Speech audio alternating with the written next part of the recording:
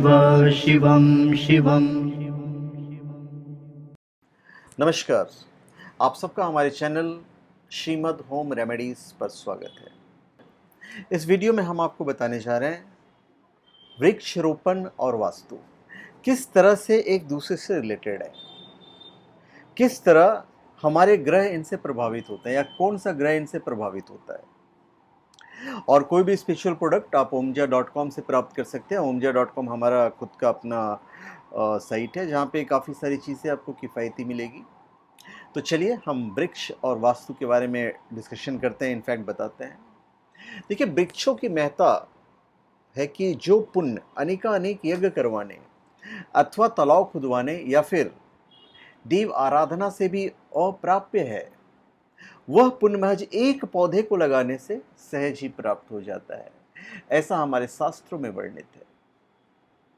वास्तु शास्त्र के अनुसार पेड़ पौधे लगाने के लिए भी एक निर्धारित दिशा बताई गई है। वास्तु में गुरुत्वाकर्षण है, सूर्य से निकलने वाले 7 रंग और पृथ्वी के घूमने की रफ्तार को आधार बनाया जाता है। वास्तु के अनुसार जैसे कांटों वाले पेड़ पौधे घर में नहीं लगाने चाहिए, वहीं जिन पेड़ पौधों की पत्तियां या टहनियां को तोड़ने पर दूध निकलता है, उन्हें भी घर में नहीं लगाना चाहिए। तो जहां वृक्षारोपण लग्न क्रम में रोपित करना है, वहां पूर्व दिशा में अपना लग्न का वृक्ष भी लगा सकते हैं आप।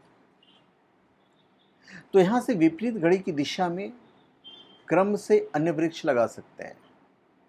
यह वृक्ष आयताकार, वर्गाकार अथवा वृत्ताकार किसी भी क्रम में लगाए जा सकते हैं। माना आपका लग्न मेष में उदय हुआ है, तो इससे आपका लग्न वृक्ष खादीर हुआ। तो पहला वृक्ष आप खादीर का लगाएं, फिर क्रमशः 2 के स्थान पर गुल्लर, 3 के स्थान पर अपामार्ग, इस तरह से आप लगा सकते हैं। तो इसकी अपनी एक विधि होती है जिसका मैं डिटेल वीडियो में बिल्कुल बाद में बताऊंगा। तो दरअसल पेड़ पौधों का संबंध भी विभिन्न ग्रहों से माना जाता है। जैसे बहुत ऊंचे या फलदार वृक्ष का संबंध सूर्य से माना जाता है, वहीं दूध वाले पौधे जैसे आक का पौधा, इसका संबंध चंद्रमा से माना जाता है। लताओं और बेलों का संबंध चंद्र और शुक्र से माना जाता है। झाड़ियों और कांटे वाले जो पौधे हैं, उनका संबंध राहु और केतु से समझा जाता है। इसके अलावा सभी फलदार वृक्षों का संबंध बृहस्पति से माना जाता है। जिस स्थान पर तुलसी का पौधा होता है, वहां भगवान विष्णु का निवास होता है। तो इस सब के अपने अपने महत्व हैं। तो देखिए, जब आप पेड़ लगाते हैं ना, जब पौधा लगाते हैं, तो इससे कई प्राणियों को जीवन दान मिलता है। तो वास्तुशास्त्र में वृक्षों का मनुष्य से संबंध निरूपित किया गया है। पौधारोपण हेतु उत्तरा, स्वाति, हस्त, रोहिणी और मूल नक्षत्र अत्यंत शुभ होते हैं और इनमें रोपे गए पौधों का रोपण निष्फल नहीं होता है। घर के नेतृत्व अथवा अग्निकोण में बगीचा नहीं लगाना चाहिए, और जिन घरों में बगीचा लगाने की जगह निकाली जा रही हो, वहाँ घर के वाम पार्श्व में भी उद्यान लगाना चाहिए। घर के पूर्व में विशाल वृक्षों का न होना या कम होना शुभ होता है। फिर भी यदि हो तो उन्हें काटने के बजाय घर के उत्तर की ओर उनके दुष्प्रभाव को संतुलित करने के लिए आंवला, अमलताश, हरश्रृंगार, तुलसी, वन तुलसी के पौधों में से किसी को भी लगाया जा सकता है। जिन वृक्षों पर फल लगना बंद हो गए हों या कम लगते हों, उन्हें कुल्थी, उड़द, मूंग, तिल और जौ मिले जल से सींचना चाहिए। और जिस वृक्ष के तने के चारों ओर सूअर की हड्डियों का एक एक टुकड़ा गाड़ दिया जाता है, वह सदैव हरा रहता है, कभी सूखता नहीं है। आप एक बार आजमा के देखिएगा।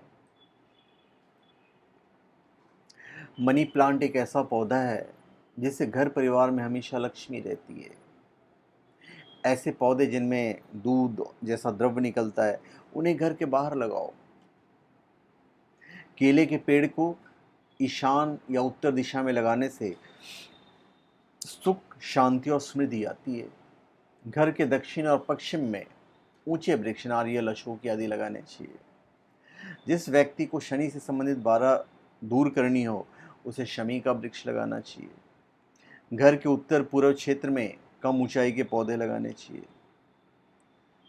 तो इन सब बातों का ध्यान रख के जब आप पौधे को लगाते हैं, पेड़ को लगाते हैं, तो फिर उसका जो फल है वो आपको कमाल का मिलता है।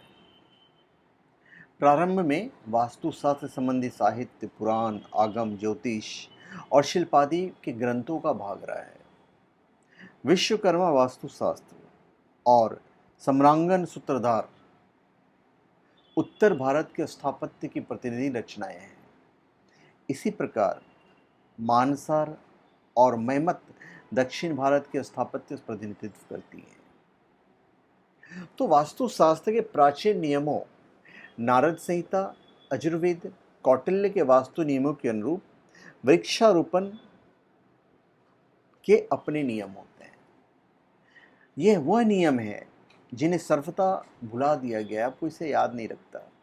मत्स्य पुराण, अग्नि पुराण, भविष्य पुराण, पद्म पुराण, नारद पुराण, भागवत गीता, रामायण, शतपथ ब्रासन, तंत्रसार, मंत्र महोदधि, योग योगिनी घंटू आदि महाग्रंथों में वृक्ष और लताओं का अनेक स्थान पर वर्णन मिलता है। पद्म पुराण में लिखा है कि जलाशय के समीप पीपल का वृक्ष लगाने से व्यक्ति को सैकड़ों यज्ञों का पुण्य मिलता है और इसका स्पर्श करने से चंचला लक्ष्मी प्रसन्न होती है। इसके दर्शन मात्र से चित्त प्रसन्न होता है और पाप नाश होते हैं। अशोक वृक्षारोपण शोक नाशक होता है। पाकर का वृक्ष यज्ञ तुल्य फल प्रदान करता है। जामुन का वृक्ष कन्या रत्न की प्राप्ति करवाता है। मौलसरी वृक्ष कुल की वृद्धि करता है। चंपा के पौधे को सौभाग्यशाली माना गया है और कटहल का वृक्ष धन लक्ष्मी प्रदाता होता है। नीम के वृक्ष से सूर्यदेव की कृपा मिलती है और नीम का वृक्ष दीर्घायु जो होता है कि हमारी उम्र लंबी हो, वो प्राप्त होता है। तो बड़े ही नियम, अगर मैं इस पे बोलना शुरू करूँ तो 3-4 घंटे में बोलता रह जाऊंगा, आप सुनते रह जाओगे। अब जिस घर की सीमा में निर्गुंडी का पौधा होता है वहाँ हमेशा अमन चैन रहता है और इसी प्रकार अंगूर, पनस, पाकड़ तथा महुआ के पौधों को भी घर की सीमा में रोपण शुभ होता है। आमलक को लगाने वाले की ज़मीन संबंधी परेशानियां दूर होती हैं और फिर चाहे इस व्यक्ति के द्वारा उस पौधे का रोपण कहीं भी क्यों न किया जाए। चंद्रमा की पीड़न जिन लोगों को है वो गुलर का पौधा लगा सकते हैं। घर के पूर्व में बरगद का, पश्चिम में पीपल, उत्तर में पाकड़ तथा दक्षिण में गुलर का वृक्ष होना शुभ होता है। इसके विपरीत पूर्व में पीपल, दक्षिण में पाकड़, पश्चिम में बरगद और घर के उत्तर में गुल्लर का वृक्ष लगाना बहुत ही अशुभ माना जाता है। और जिस व्यक्ति के घर में बिलव का एक वृक्ष लगा होता है उसके यहाँ साक्षात लक्ष्मी का वास होता है। घर की सीमा में कदली, पदरी और बांझ अनार के वृक्ष होने से वहाँ के बच्चों को कष्ट उठाना पड़ता है।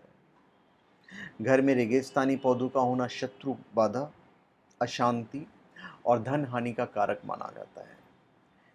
कैक्टस के जो पौधे हैं इसी श्रेणी में आते हैं। और जिस घर की सीमा में पलाश, कंचन, अर्जुन, करंज और श्लेषमांतक नामक वृक्ष में से कोई भी वृक्ष होता है वहाँ सदैव अशांति बनी रहती है।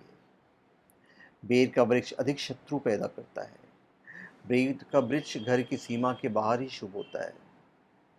जो व्यक्ति 2 बड़ के वृक्षों का रोपण करता है उसके अनेक पापों का शमन होता है और ये वृक्ष किसी खुले मैदान में ही रोपण करना चाहिए। और जो व्यक्ति पलाश के वृक्ष का रोपण करते हैं उन्हें उत्तम संतान और सुख देने वाले पुत्र अवश्य ही प्राप्त होते हैं। किंतु पलाश का वृक्ष घर की सीमा में नहीं होना चाहिए। तो ये मैंने लंबी चौड़ी बात कर दी, बाकी आप देखिएगा, क्योंकि वास्तुशास्त्र और वृक्ष रोपण एक दूसरे से जुड़े हुए हैं। कुछ ग्रंथकार मानते हैं कि घर के दक्षिण दिशा में वाटिका में पाकड़, पश्चिम में वट, उत्तर में उदुम्बर और पूर्व में पीपल के वृक्ष लगाने शुभ नहीं होते हैं। तो बहुत सारी इसमें कुछ लोगों की अपनी अपनी मान्यताएं भी हैं। तो धन्यवाद। आप सबका हमारे चैनल पे स्वागत है। आप हमारे चैनल पे सब्सक्राइब करें, अपने कमेंट दीजिए। धन्यवाद।